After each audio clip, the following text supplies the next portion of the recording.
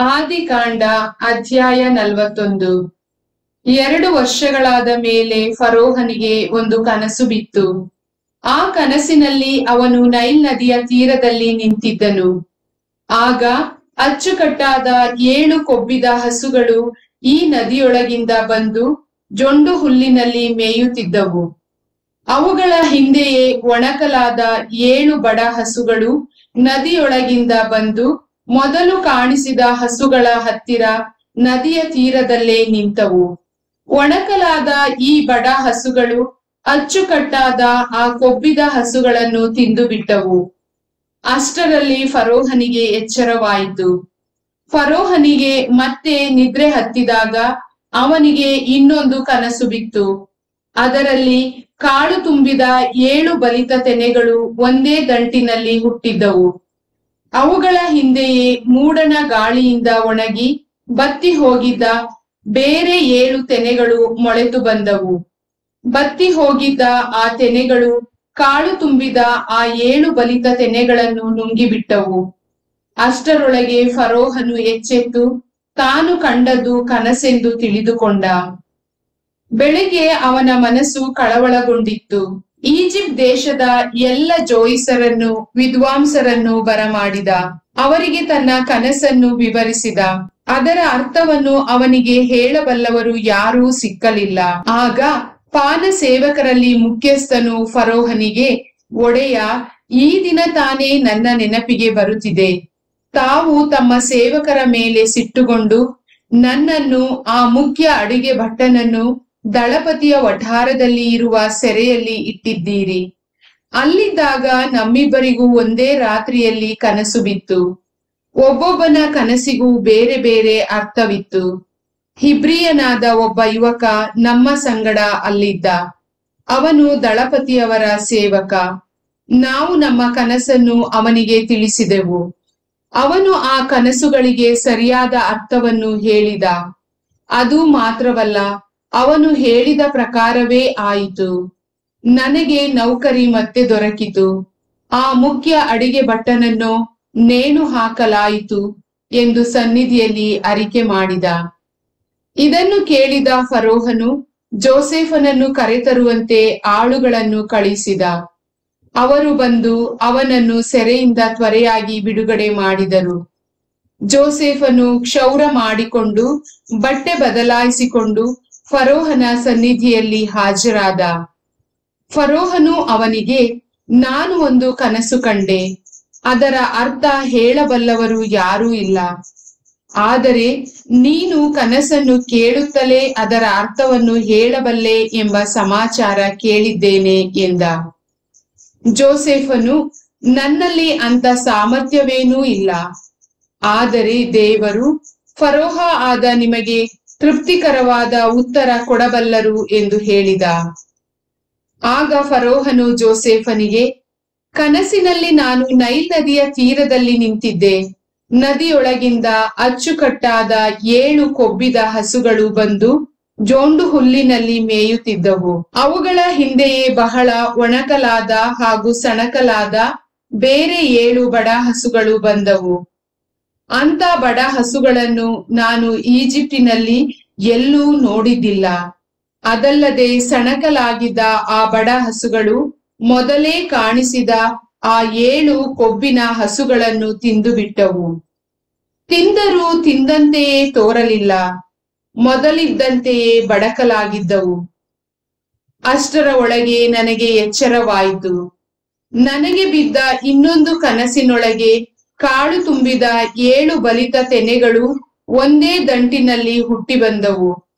ಅವುಗಳ ಹಿಂದೆಯೇ ಮೂಡಣ ಗಾಳಿಯಿಂದ ಒಣಗಿ ಬತ್ತಿ ಕೆಟ್ಟು ಹೋಗಿದ್ದ ಬೇರೆ 7 ತೆನೆಗಳು ಮೊಳೆತು ಬಂದವು. ಬತ್ತಿ ಹೋಗಿದ್ದ ತೆನೆಗಳು ಕಾಳು ತುಂಬಿದ ಆ 7 ತೆನೆಗಳನ್ನು ನುಂಗಿಬಿಟ್ಟವು. ಈ ಕನಸುಗಳನ್ನು ಜೋಯಿಸರಿಗೆ ತಿಳಿಸಿದೆ. ಅವುಗಳ ಅರ್ಥವನ್ನು ವಿವರಿಸಿ ಹೇಳಲು ಅವರಲ್ಲಿ ಯಾರಿಂದಲೂ ಆಗಲಿಲ್ಲ. ಜೋಸೆಫನು ಫರೋಹನಿಗೆ, ತಾವು ಕಂಡ 2 ಕನಸುಗಳ ವಿಷಯ ಒಂದೇ. ದೇವರು ಮಾಡಬೇಕೆಂದಿರುವುದನ್ನು ಇವುಗಳ ಮೂಲಕ ತಮಗೆ ತಿಳಿಸಿದ್ದಾರೆ. ಆ 7 ಒಳ್ಳೆಯ ಹಸುಗಳೇ 7 ವರ್ಷಗಳು. ಆ 7 ಒಳ್ಳೆಯ ತೆನೆಗಳೂ 7 ವರ್ಷಗಳು. 2 ಕನಸುಗಳ ಅರ್ಥ ಒಂದೇ. ಒಳ್ಳೆಯ ಹಸುಗಳ ಹಿಂದೆ ಬಂದ ಒಣಕಲಾಗಿದ್ದ ಆ 7 ಬಡ ಹಸುಗಳು ಮತ್ತು ಮೂಡಣ ಗಾಳಿಯಿಂದ ಕೆಟ್ಟು ಹೋಗಿದ್ದ ಆ 7 ಕಾಳಿಲ್ಲದ ತೆನೆಗಳು ಬರ ಉಂಟಾಗುವ 7 ವರ್ಷಗಳನ್ನು ಸೂಚಿಸುತ್ತವೆ. ನಾನು ತಮಗೆ ಅರಿಕೆ ಮಾಡಿದಂತೆ ದೇವರು ಮಾಡಬೇಕೆಂದಿರುವುದನ್ನು ತಮಗೆ ತಿಳಿಸಿದ್ದಾರೆ. ಈಜಿಪ್ಟ್ ದೇಶದಲ್ಲೆಲ್ಲ ಬಹು ವಿಶೇಷವಾದ 7 ಸುಭಿಕ್ಷ ವರ್ಷಗಳು, ತರುವಾಯ 7 ದುರ್ಭಿಕ್ಷ ವರ್ಷಗಳು ಬರುವುವು. ಆಗ ಈಜಿಪ್ಟ್ ದೇಶದ ಅವರು ಮೊದಲಿದ್ದ ಆ ಸುಭಿಕ್ಷವನ್ನು ಮರೆತು ಬಿಡುವರು. ಆ ಬರದಿಂದ ದೇಶವು ಹಾಳಾಗಿ ಹೋಗುವುದು. ಮುಂದೆ ಬರಲಿರುವ ಕ್ಷಾಮವು ಅತ್ಯಂತ ಘೋರವಾಗಿರುವುದು. ಮೊದಲಿದ್ದ ಸಮೃದ್ಧಿಯ ಗುರುತೇ ಇಲ್ಲದೆ ಹೋಗುವುದು. ದೇವರು ಈ ಕಾರ್ಯವನ್ನು ನಿರ್ಧರಿಸಿದ್ದಾರೆ. ಇದು ಬೇಗ ಬರಲಿದೆ ಎಂದು ತಿಳಿದುಕೊಳ್ಳಬೇಕು, ಏಕೆಂದರೆ ನಿಮಗೆ ಇಮ್ಮಡಿ ಕನಸು ಬಿದ್ದಿದೆ. ಆದುದರಿಂದ ತಾವು ವಿವೇಕಿಯೂ ಬುದ್ಧಿವಂತನೂ ಆದ ಒಬ್ಬನನ್ನು ಆರಿಸಿಕೊಂಡು ಅವನನ್ನು ಈಜಿಪ್ಟ್ ದೇಶದ ಮೇಲೆ ಅಧಿಕಾರಿಯನ್ನಾಗಿ ನೇಮಿಸಬೇಕು. ಅದೂ ಅಲ್ಲದೆ ದೇಶದ ಎಲ್ಲ ಭಾಗಗಳಲ್ಲೂ ಗುಮಾಸ್ತರನ್ನು ನೇಮಿಸಿ ಅವರ ಮೂಲಕ ಸುಭಿಕ್ಷವಾದ 7 ವರ್ಷಗಳಲ್ಲಿ ದೇಶದ ಬೆಳೆಯಲ್ಲಿ 5ನೇ 1 ಪಾಲನ್ನು ಕಂದಾಯವಾಗಿ ಎತ್ತಬೇಕು. ಮುಂದಣ ಒಳ್ಳೆಯ ವರ್ಷಗಳಲ್ಲಿ ಆಹಾರ ಪದಾರ್ಥಗಳನ್ನು, ದವಸ ಧಾನ್ಯಗಳನ್ನು ಶೇಖರಿಸಿ ಪಟ್ಟಣಗಳಲ್ಲಿ ಜೋಪಾನವಾಗಿಡುವಂತೆ ತಾವು ಆಜ್ಞಾಪಿಸಬೇಕು. ಹೀಗೆ ಆಹಾರ ಪದಾರ್ಥಗಳನ್ನು ಶೇಖರಿಸಿರುವುದರಿಂದ ಈಜಿಪ್ಟ್ ದೇಶದಲ್ಲಿ ದುರ್ಭಿಕ್ಷೆ ಉಂಟಾಗುವ 7 ವರ್ಷಗಳಲ್ಲಿ ಜನರು ಕ್ಷಾಮದಿಂದ ಸಾಯುವುದಿಲ್ಲ ಎಂದು ಹೇಳಿದನು. ಜೋಸೆಫನು ಸೂಚಿಸಿದ ಯೋಜನೆ ಫರೋಹನಿಗೂ ಅವನ ಪರಿವಾರದವರಿಗೂ ಒಳ್ಳೆಯದೆಂದು ತೋರಿತು.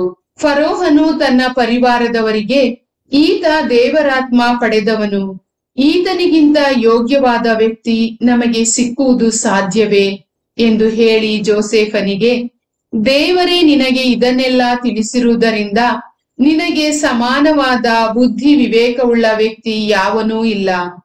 ನೀನೇ ಅರಮನೆಯಲ್ಲಿ ಮುಖ್ಯಾಧಿಕಾರಿಯಾಗಿರಬೇಕು. ನಿನ್ನ ಅಪ್ಪಣೆ ಮೇರೆಗೆ ಪ್ರಜೆಗಳೆಲ್ಲರೂ ನಡೆದುಕೊಳ್ಳಬೇಕು.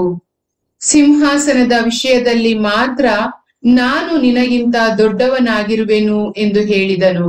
ಬಳಿಕ ಫರೋಹನು ಜೋಸೆಫನಿಗೆ, ಇದೀಗಲೇ ಈಜಿಪ್ಟ್ ದೇಶದ ಮೇಲೆಲ್ಲ ನಿನ್ನನ್ನು ಅಧಿಕಾರಿಯನ್ನಾಗಿ ನೇಮಿಸುತ್ತಿದ್ದೇನೆ ಎಂದು ಹೇಳಿ ತನ್ನ ಬೆರಳಿನಿಂದ ಮುದ್ರಿಕೆಯನ್ನು ತೆಗೆದು ಜೋಸೆಫನ ಬೆರಳಿಗೆ ಇಟ್ಟನು.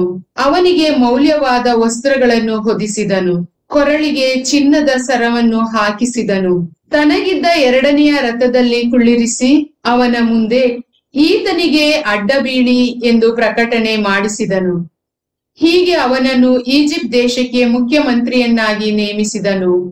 ಅಷ್ಟು ಮಾತ್ರವಲ್ಲ, ಫರೋಹನು ಅವನಿಗೆ, ಫರೋಹನಾದ ನಾನು ಹೇಳುತ್ತಿದ್ದೇನೆ, ನಿನ್ನ ಅಪ್ಪಣೆ ಇಲ್ಲದೆ ಇಡೀ ಈಜಿಪ್ಟ್ ದೇಶದಲ್ಲಿ ಯಾರು ಏನನ್ನೂ ಮಾಡಕೂಡದು ಎಂದು ಹೇಳಿದನು. ಬಳಿಕ ಫರೋಹನು ಜೋಸೆಫನಿಗೆ ಸಾಫ್ನ ತೆಫ್ನೆಹ ಎಂಬ ಹೊಸ ಹೆಸರಿಟ್ಟನು. ಓನ್ ಎಂಬ ಗುರುಪೀಠದ ಆಚಾರ್ಯನಾಗಿದ್ದ ಕೊಟಿಫರನ ಮಗಳು ಅಸನತ್ ಎಂಬಾಕೆಯನ್ನು ಅವನಿಗೆ ಮದುವೆ ಮಾಡಿಸಿದನು. ತರುವಾಯ ಜೋಸೆಫನು ಈಜಿಪ್ಟ್ ದೇಶ ಸಂಚಾರ ಹೊರಟನು. ಈಜಿಪ್ಟ್ ದೇಶದ ಅರಸನಾದ ಫರೋಹನ ಆಸ್ಥಾನವನ್ನು ಸೇರಿದಾಗ ಜೋಸೆಫನಿಗೆ 30 ವರ್ಷ ವಯಸ್ಸು. ಜೋಸೆಫನು ಫರೋಹನ ಸನ್ನಿಧಿಯಿಂದ ಹೊರಟು ಈಜಿಪ್ಟ್ ದೇಶದಲ್ಲೆಲ್ಲ ಸಂಚಾರ ಮಾಡಿದನು. ಆ ದೇಶದಲ್ಲಿ ಸುಭಿಕ್ಷದ 7 ವರ್ಷಗಳಲ್ಲಿ ಭೂಮಿ ಹೇರಳವಾದ ಬೆಳೆ ಕೊಟ್ಟಿತು. ಆ 7 ವರ್ಷದ ಬೆಳೆಯನ್ನು ಜೋಸೆಫನು ಶೇಖರಿಸಿ ಪಟ್ಟಣಗಳಲ್ಲಿ ಇಟ್ಟನು. ಆಯಾ ಪಟ್ಟಣದ ಸುತ್ತಲಿದ್ದ ಹೊಲಗಳ ಬೆಳೆಯನ್ನು ಆಯಾ ಪಟ್ಟಣದಲ್ಲೇ ಶೇಖರಿಸಿದನು. ಹೀಗೆ ಕೂಡಿಸಿದ ದವಸ ಧಾನ್ಯ ಸಮುದ್ರದ ಮರಳಿನಂತೆ ರಾಶಿ ರಾಶಿಯಾಗಿತ್ತು. ಲೆಕ್ಕ ಮಾಡುವುದಕ್ಕೂ ಆಗದೆ ಲೆಕ್ಕ ಇಡುವುದನ್ನೇ ಬಿಟ್ಟು ಬಿಡಬೇಕಾಯಿತು. ಬರಗಾಲ ಬರುವುದಕ್ಕೆ ಮುಂಚೆ ಜೋಸೆಫನಿಗೆ 2 ಗಂಡು ಮಕ್ಕಳು ಹುಟ್ಟಿದರು. ಅವರ ತಾಯಿ ಓನ್ ಪಟ್ಟಣದ ಆಚಾರ್ಯನಾಗಿದ್ದ ಪೊಟಿಫೆರನ ಮಗಳಾದ ಅಸನತ್. ಜ್ಯೇಷ್ಠ ಮಗ ಹುಟ್ಟಿದಾಗ ಜೋಸೇಫನು, ನಾನು ನನ್ನ ಕಷ್ಟ ದುಃಖವನ್ನು ತಂದೆಯ ಮನೆಯವರನ್ನೂ ಮರೆಯುವಂತೆ ದೇವರು ಮಾಡಿದ್ದಾರಲ್ಲ ಎಂದುಕೊಂಡು ಆ ಮಗುವಿಗೆ ಮನಸ್ಸೆ ಎಂದು ಹೆಸರಿಟ್ಟನು.